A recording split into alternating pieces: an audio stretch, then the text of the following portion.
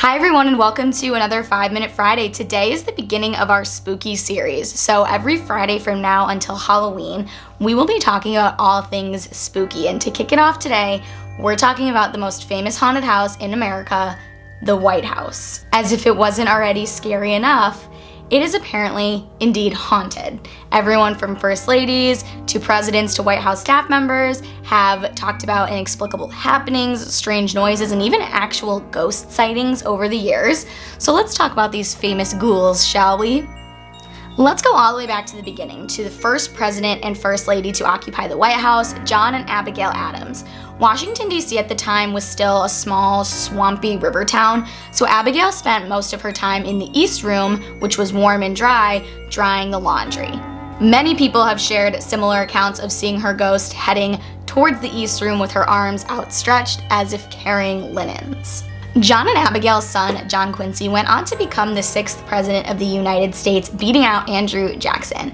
Jackson did not give up, however, and won 4 years later, but he still remained bitter towards anybody who supported Adams in his defeat. Since his passing, he's apparently been heard by many stomping around and swearing, and his bedroom is considered to be one of the most haunted rooms in the White House. Another famous first lady whose ghost is often seen is apparently Dolly Madison, who instead of perpetually doing laundry, spends her time tending to the Rose Garden. During Woodrow Wilson's presidency, staff members claim that they encountered her ghost when they were trying to move the Rose Garden to a different location and decided to keep it where it was as to not piss off a ghost, which was probably a good idea. One of the most famous ghosts, however, to make his presence known frequently is Abraham Lincoln, who we all know met an untimely death. Lincoln's wife was a firm believer in the supernatural and would frequently hold seances in the White House to communicate with their dead sons. So it kind of makes sense that Lincoln's spirit is the most frequently cited or frequently talked about spirit in the White House. Additionally, Lincoln actually had dreams of his own death by an assassin. A close friend of Lincoln actually wrote down a dream that he had in early 1865, only a few months before he was killed. In the dream, Lincoln described himself as having a death-like stillness and seeing people weeping around him.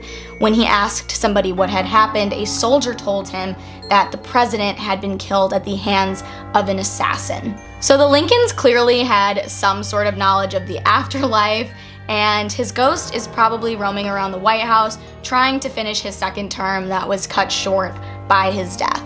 First Lady Grace Coolidge was the first to report an Abraham Lincoln ghost sighting, and others including Lyndon Johnson's wife, Franklin and Eleanor Roosevelt, the Queen of the Netherlands, and Winston Churchill all share similar accounts of seeing his ghost.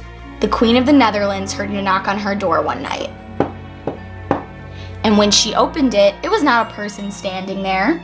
It was the ghost of one bearded, top hat wearing Abraham Lincoln. The poor woman was spooked half to death and promptly fainted. Churchill's account, however, is definitely one of the most iconic. Apparently one night, as he stepped out of his bath, fully nude and smoking a cigar, he walked into his room and saw Abraham Lincoln's ghost sitting in front of his fireplace, which must have been quite the sight to behold for both parties involved. Not only have countless humans made claims of White House hauntings, presidential puppies have also had encounters with the ghosts. Ronald Reagan's dog is said to have never gone into Lincoln's bedroom and would just constantly stand outside the door and bark at it. Those who have spent time in the White House seem to think that Abe is the most frequent visitor because he visits whenever the country is in a time of great need, which, let's be honest, has been a lot of times in our history. Do we think he's there now? Anyone know? Because we could probably use some help. Anyway, that's all I have for you today. If you have any other White House ghost stories you want to leave in the comments, go ahead and leave them down below. We love a good spooky October story around here. But if you liked this video, please give it a thumbs up and also subscribe to my channel. I really, really appreciate the support, and I will see you guys in my next video. Bye!